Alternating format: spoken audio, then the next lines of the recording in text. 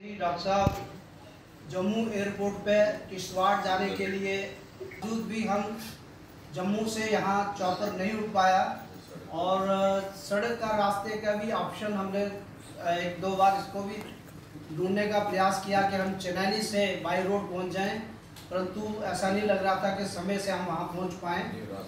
इसलिए बीच में कहीं रास्ता भी बंद हुआ है, तो निर्णय ये लिया गया कि हम यहाँ से वीडियो कॉन्फ्रेंस के साथ मंत्री जी आपको संबोधित करेंगे। आप सबके बीच में तो नहीं पहुँच पाए, लेकिन आज जैसे हम कहते हैं और पिछले 2 वर्षों से हम ये वर्चुअल रैली के सब आदी भी हो चुके हैं और इस सब के हम जानकारी संबोधित कर रहे थे, वो अपना संबोधन जारी रख सकते हैं। धन्यवाद।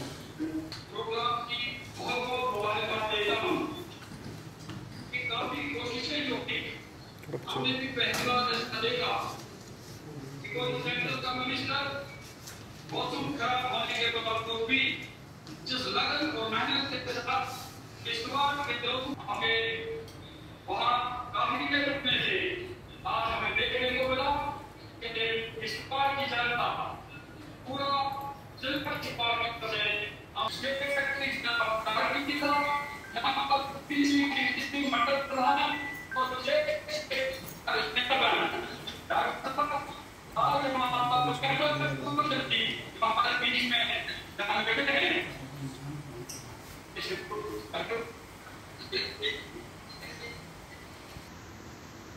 और बैंक से एक जैसे काले का कवनी के खात्मे के लिए आपकी कोशिश से मोदी सरकार की कोशिश से खात्मा किया गया। सवाल ये है कि किसका कितना फायदा होता, लेकिन कंपनी की कब और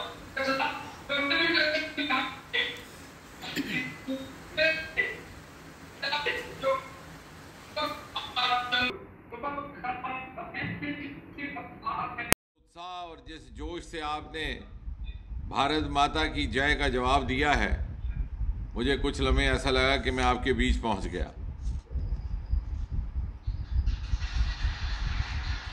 सबसे पहले तो किश्तवाड़ की इस पावन धरती को मछेल माता के आशीर्वाद से भाग्यवान किश्तवाड़ वासियों को सर झुका करके मेरा नमन, मेरा प्रणाम। जैसा कि अभी कहा जा रहा था, बहुत दिन पहले आज के प्रोग्राम की योजना बनाई गई थी और मैं बहुत उत्साहित था, क्योंकि कोविड के चलते 2 बार पहले भी ये प्रोग्राम मुलतवी हुआ और इसलिए आज हमने ये तहिया किया था कि कुछ भी बाधाएं क्यों ना हो, किसी ना किसी तरह इस प्रोग्राम में ज़ाती तौर पर शामिल होना ही होना है। लिहाजा बड़ी योजनाबद्ध तरीके के साथ व्यवस्थाएं की गई, लेकिन जैसा अभी कहा जा रहा था, मौसम नासाज होने की वजह से हेलीकॉप्टर का चलना तो नामुमकिन हो गया और जब हमने कोशिश की कि सड़क के रास्ते पहुंचा जाए, तो पहले प्रेम नगर में थोड़ा सा लैंडस्लाइड का ऐसी सूचना मिली और फिर पता चला कि पहुंचने तक रात हो जाएगी। उसके बावजूद भी मैं इस बात का आभार भी प्रकट करता हूं कि इंतज़ार के बावजूद हमारे सारे वरिष्ठ नेता, हमारे अध्यक्ष प्रदीप परिहार जी, पूर्व मंत्री सुनील शर्मा जी, तारिक कीन साहब, हमारे बताया गया कि पूर्व मंत्री शक्ति परिहार भी वहाँ मौजूद हैं, राजेंद्र जी आदरणीय को तो मैं देख रहा हूँ, कप्तान साहब का भी हमें संबोधन सुनने को मिला और हमारे शान साहब, संगठन मंत्री हरवंश जी, जो मुझे दिखाई दे रहे हैं मैं उनका नाम लेता जा रहा हूँ। ये वर्चुअल रैली की बाधाओं के कारण जिनके नाम लिए ना गए हों, उनके नाम मैं उस समय लेता जाऊंगा जब जब वो पर्दे पर दिखाई देंगे। तो इस मोहलत की आपसे मैं इजाज़त चाहूँगा। मित्रों, आज से ठीक 8 साल पहले आपने मुझे भारतीय जनता पार्टी की ओर से और किश्तवाड़ के अवाम की ओर से नुमाइंदा मुंतखब करके सांसद बना करके MP बना करके दिल्ली भेजा था, और फिर मोदी जी ने अपनी टोली में शामिल करके मुझे आपकी सेवा और मुल्क की सेवा करने का अवसर दिया। लेकिन हकीकत तो ये है कि यदि आप मुंतखब करके निर्वाचित करके ना भेजते तो मैं दिल्ली ही ना पहुंचता।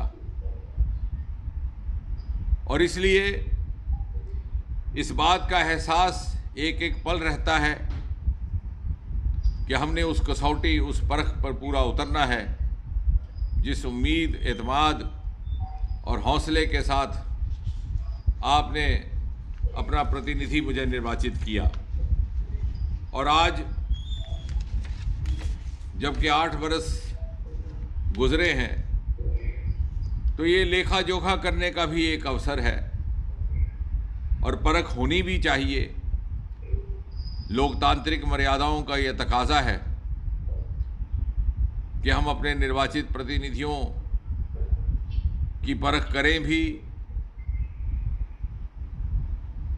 उनसे जो कुछ हो सकता था नहीं हो पाया उसका भी ध्यान उनमें लाएं, ताकि जिस अपेक्षा से प्रतिनिधि को निर्वाचित किया गया है उस अपेक्षा की पूर्ति जहां तक हो सके मुमकिन की जाए। आपको याद होगा 26 मई 2014 को प्रधानमंत्री बनने के तुरंत बाद मोदी जी ने एक बात कही थी। उन्होंने कहा था, मुल्क के वो हिस्से जिन्हें उस तरह की तवज्जो नहीं मिल पाई जिसके वो हकदार थे, जो शायद पिछली सरकारों की प्राथमिकता में नहीं थे,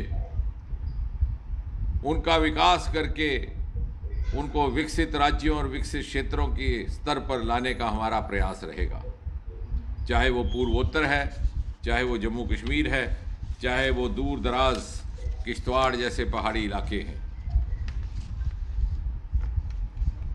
और अगर हमने ये आकलन करना है कि हम इस कोशिश में, इस प्रयास में कहाँ तक कामयाब रहे, तो लाजिम है कि हम इन 8 वर्षों की तुलना करें उन 8 वर्षों से जो 2014 से पहले गुजरे या उससे भी पीछे जाए। जब आप किश्तवाड़ की बात करते हैं तो जैसे अभी सुनील शर्मा जी कह रहे थे, हमने वो ज़माना भी देखा कि मौसम साजगार होता था, खुले मौसम में भी खिली धूप चढ़ी होती थी, लेकिन फिर भी जब आप डोडा से किश्तवाड़ जाते तो मन को ये खौफ सताता रहता कि अगर हल्की सी भी बारिश हो गई तो सड़क बंद हो जाएगी। आज आलम यह है कि हंसते मामूल जैसे कहा सुनील जी ने और तारिक साहब ने, सड़कों का जाल बिछा पड़ा है और जम्मू से किश्तवाड़ तक का रास्ता जो पहले लगभग 7 घंटे लग जाते थे, आज 4, साढ़े 4 और ज़्यादा से ज़्यादा 5 घंटे में तय हो जाता है। और आज जैसे बारिश के मौसम में भी छुटपुट रास्ता रुकता है और फिर थोड़े ही वक्त में उसको फिर से बहाल करने में इसलिए कामयाबी रहती है क्योंकि ये सारा का सारा इंफ्रास्ट्रक्चर पिछले 8 वर्षों में एक नए ढंग से विकसित करने का प्रयास हुआ है। इसी तरह हम सबको याद है और भूलना भी नहीं चाहिए कि 2014 से पहले अक्सर ये शिकायत आया करती थी कि किश्तवाड़ के ज़िला अस्पताल का नाम तो ज़िला अस्पताल है, लेकिन वहाँ पर ज़िला जैसी कोई सुविधा नहीं, सहूलत नहीं। पिछली सरकारों ने जब किश्तवाड़ को डिस्ट्रिक्ट का दर्जा दिया तो महज अस्पताल का बोर्ड बदल डाला, सब डिस्ट्रिक्ट की जगह डिस्ट्रिक्ट लिख दिया, ना अंदर अल्ट्रासाउंड ना कुछ और बुनियादी सुविधाएं। आज बड़े पैमाने पर बड़ी हद तक उस बात की भी पूर्ति करने का प्रयास किया गया है। इसी तरह 2014 से पहले जब किश्तवाड़ की कोई खबर छपती दिल्ली के अखबारों में तो ये लेकर के छपती कि कोई दंगा फसाद हुआ, कोई हिंसा की घटना हुई और कई कई दिनों तक कर्फ्यू लगा रहा। हमें याद है सन 2011 में ये पूरी की पूरी बस्ती उजड़ गई। मौजू को लेकर के छपती है कि किश्तवाड़ उत्तर भारत का पावर हब यानी कि ऊर्जा केंद्र के रूप में विकसित हो रहा है। कहूँगा कि उत्तर भारत में बिजली का केंद्र, पावर हब अगर किसी क्षेत्र को कहा जा सकता है तो किश्तवाड़ है। और ये इसलिए मुमकिन हुआ कि इसमें प्रधानमंत्री मोदी जी ने व्यक्तिगत रुचि लेकर के इस दूर दराज पिछड़े क्षेत्र को प्राथमिकता दी है।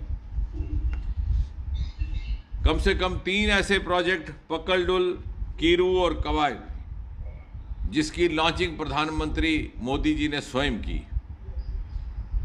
और रेटले के प्रोजेक्ट को रिवाइव करने का काम भी प्रधानमंत्री जी के व्यक्तिगत हस्तक्षेप से हुआ। आज ये सारे प्रोजेक्ट्स सारी बाधाओं से निकल करके निर्माणाधीन हैं और बहुत जल्द इनमें काम भी शुरू हो जाएगा, बिजली का उत्पादन भी होने लगेगा। पक्कलडुल 1000 मेगावाट, कीरू 624 मेगावाट, कवाई 540 मेगावाट, इरथाई 930 मेगावाट, नेटले 850 मेगावाट। मैं नहीं समझता इतने छोटे से क्षेत्रफल में इस पूरे के पूरे उत्तर भारत के किसी भी इलाके में इतने महत्वपूर्ण और इतनी बड़ी मात्रा में पावर प्रोजेक्ट्स की स्थापना हुई है। और उसके अधिकारियों की भी प्रशंसा करना मैं इस अवसर पर ज़रूरी समझता हूं। और इन प्रोजेक्ट्स के साथ चलते हुए बात जो सुनील जी ने कही वो हमने एक बार नहीं अनेकों बार स्पष्ट की है। जहां तक अनस्किल्ड लेबर का ताल्लुक होगा वो 100% स्थानीय होगी, इसमें कोई दो राय नहीं। और स्किल्ड लेबर में भी या स्किल्ड हैंड्स में भी जहां हमें कोई अपना स्किल्ड नौजवान या कोई व्यक्ति उपलब्ध है तो उसको बाहर से तलब करने की कोई आवश्यकता नहीं। ये भी हमने अपने लिए एक असूल बनाना है। अर्थात अगर हमारे पास किसी पॉलीटेक्निक की ज़रूरत है और हमारे पास इस तरह का व्यक्ति उपलब्ध है तो बाहर से ना लाया जाए, इस बात की भी हिदायत की गई है। अब मेरी केवल आपसे ये गुजारिश है कि जब भी आपको लगे कि इस नियम में कोई कोताही हो रही है तो आप NHPC अन्य कंपनियों के प्रशासन के ध्यान में भी बात लाएं, हमारे ध्यान में भी लाएं। हम दिल्ली में भी इनके हेडक्वार्टर में बात कर सकते हैं। लेकिन एक बार ऐसा होता है कि जब बाद में पता चलता है तो ये लोग कहते हैं कि नहीं साहब, आपके स्थानीय नेताओं से चर्चा करके ही ऐसा किया गया था। इसलिए बेहतर होगा कि जैसे ही आपके ध्यान में कुछ ऐसी कोताही नज़र आए उसको अंकित किया जाए, उसको आइडेंटिफाई किया जाए। हम तुरंत उनसे ये कह सकते हैं कि साहब हमारे पास फलां व्यक्ति स्किल्ड हैंड मौजूद था, आपने दूसरे प्रदेश से या दूसरे स्थान से लाना क्यों ज़रूरी समझा। और इसी तरह आपके साथ तालमेल बना रहे, क्योंकि ये जो प्रोजेक्ट्स लग रहे हैं इनका एक बहुत बड़ा ये भी उद्देश्य है कि इस क्षेत्र में रोजगार और रेवेन्यू का जरिया बने, और ख़ास तौर से इसलिए भी कि ये जो 6-6, 7-7 पावर प्रोजेक्ट्स कुछ ही किलोमीटर के क्षेत्रफल में हैं, ये ना सिर्फ किश्तवाड़ और गिरदोनवाह के इलाकों की बिजली की पूर्ति करेंगे, बल्कि किश्तवाड़ को पावर सरप्लस बनाते हुए जम्मू कश्मीर के दूसरे इलाकों और हो सकता है दूसरे राज्यों और प्रदेशों में भी बिजली उपलब्ध करने का काम करें। इसी तरह किश्तवाड़ में आयुष अस्पताल केंद्र के सहयोग से निर्माणाधीन है। मुझे कल ही पता चला, वहाँ पर कुछ एक कंट्रैक्टर को लेकर के कोई दुविधा थी।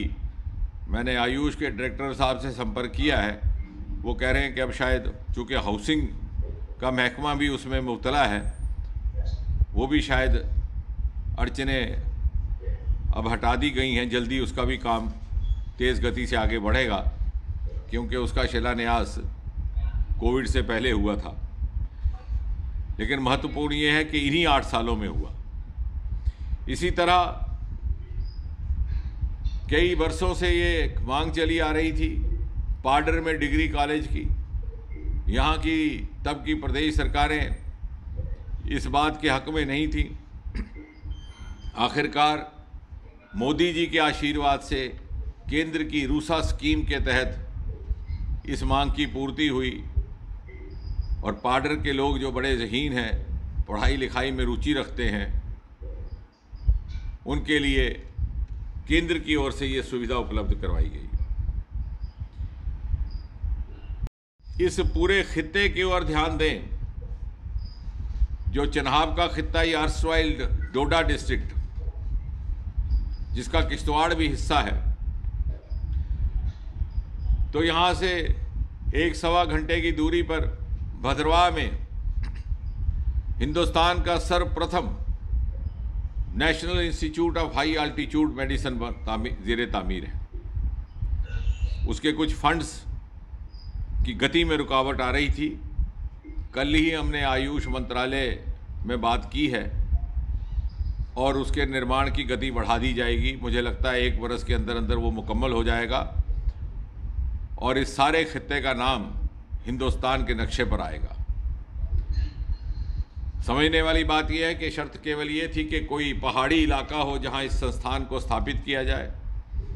अब आप जानते हैं हिमाचल प्रदेश भी पहाड़ों में बसता है, उत्तराखंड भी हिमालय की गोद में है, अरुणाचल भी हिमालय की बगल में है, लेकिन ये संस्थान और कहीं नहीं बल्कि यहाँ पर इस क्षेत्र में कायम किया गया। कहीं ना कहीं आप सबकी, हमारे कार्यकर्ताओं की, हमारे निर्वाचित प्रतिनिधियों का प्रयास रहा होगा कि हम ऐसा कर पाने में सफल रहे हैं। इसी तरह से जैसे अभी जिक्र किया प्रदीप जी ने भी कि अनेकों नेशनल हाईवे निर्माणाधीन है, जिसमें खिलैनी से लेकर के गोवा मरम्मत होता हुआ सुधमा देव का नेशनल हाईवे, काल जुगार का, और बहुत जल्द बनी बसोली से होता हुआ डोडा पहुंचते हुए छत्रगला के पहाड़ से निकलता हुआ एक अल्टरनेट हाईवे। उसमें विलंब ज़रूर हुआ, कुछ कोविड की वजह से और कुछ इसलिए कि छत्रगला की सुरंग का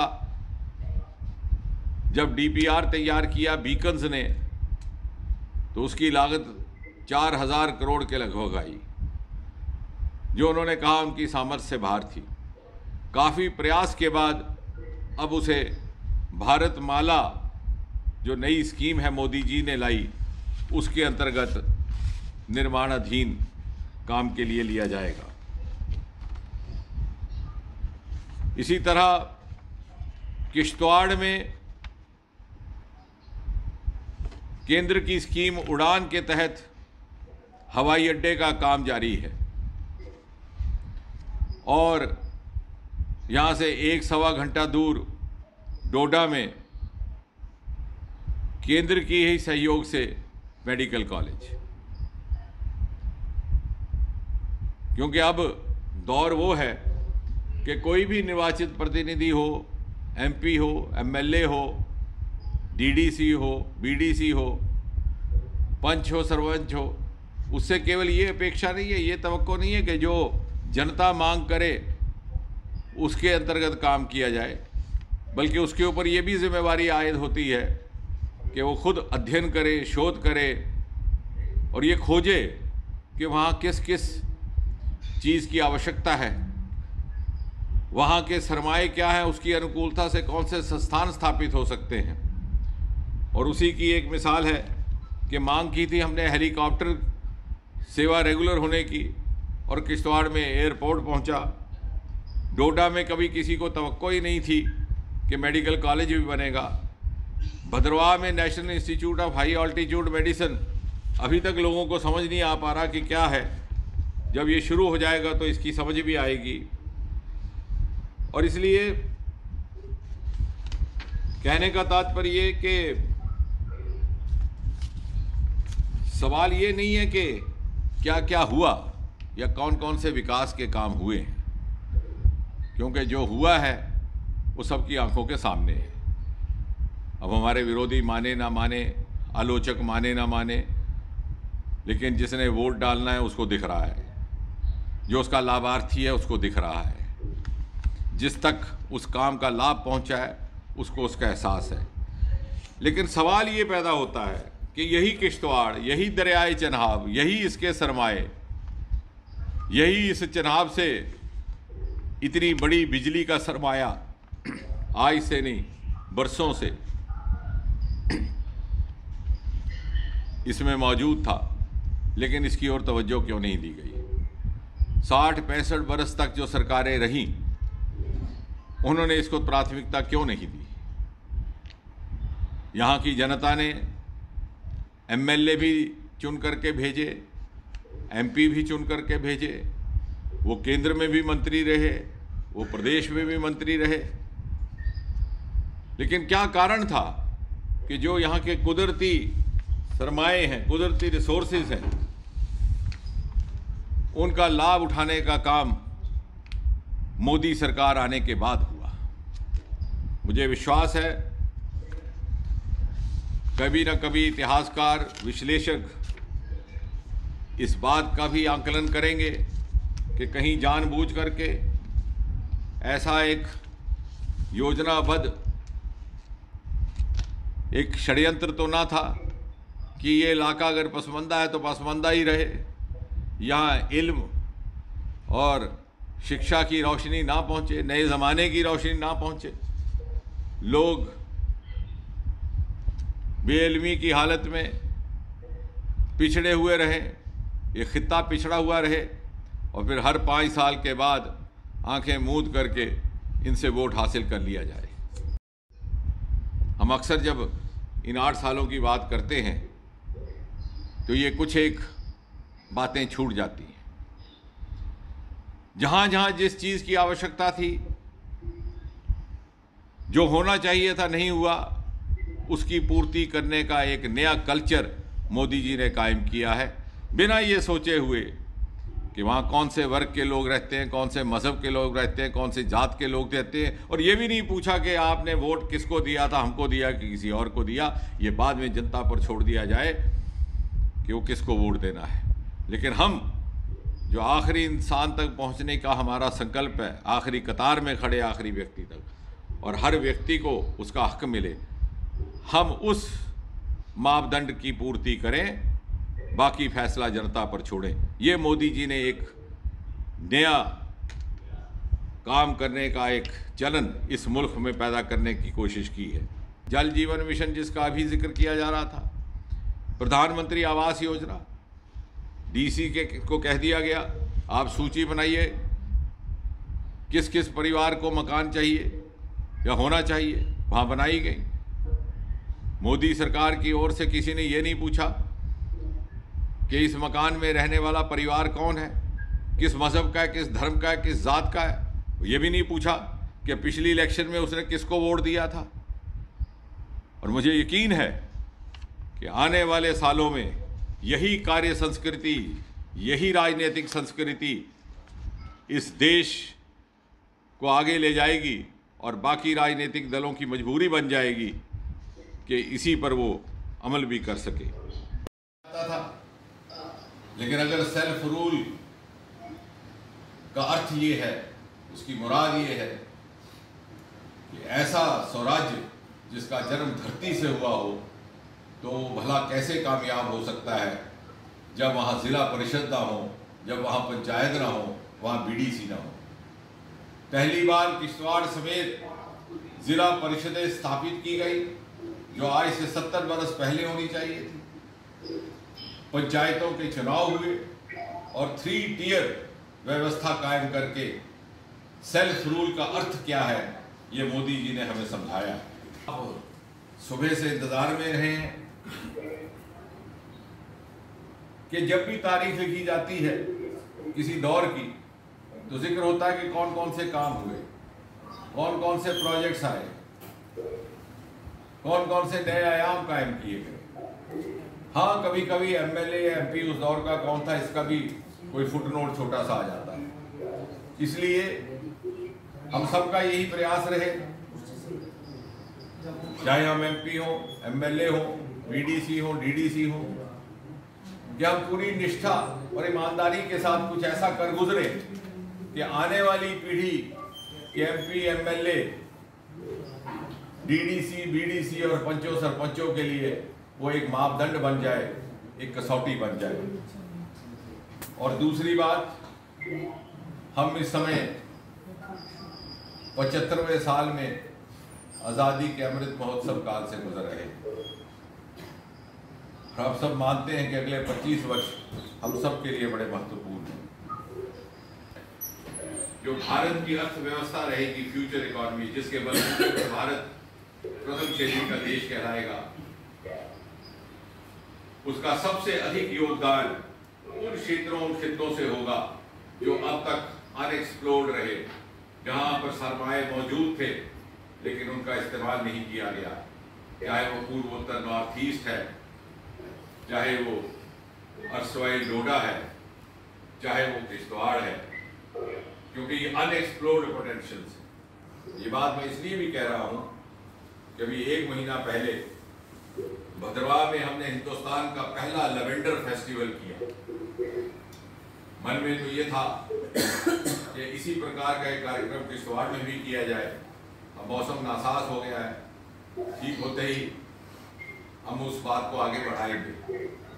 हिंदुस्तान भर में जिस पर्पल रेवोल्यूशन, पर्पल क्रांति का जिक्र आज किया जा रहा है, उसका जन्म भद्रवाह, उसके गिरदोनवाह और अर्सवाइल डोडा से हुआ है। लगभग 5000 नौजवान उससे जुड़ गए हैं, लाखों रुपए की आमदन है। 2 बीटेक के लड़के अपनी नौकरियां छोड़ करके कंपनी की इस क्षेत्र में पहल कर चुके। ये स्टार्टअप का एक नया क्षेत्र है, क्योंकि हमारा ये मानना है कि विश्व की कोई भी सरकार हर नौजवान को तनख्वाह याफ्ता नौकरी नहीं दे सकती, लेकिन मोदी जी जैसी जिम्मेवार सरकार ऐसे अवसर उपलब्ध करवा सकती है जो स्वयं अपनी रोजगार कमाने का जरिया बन सके।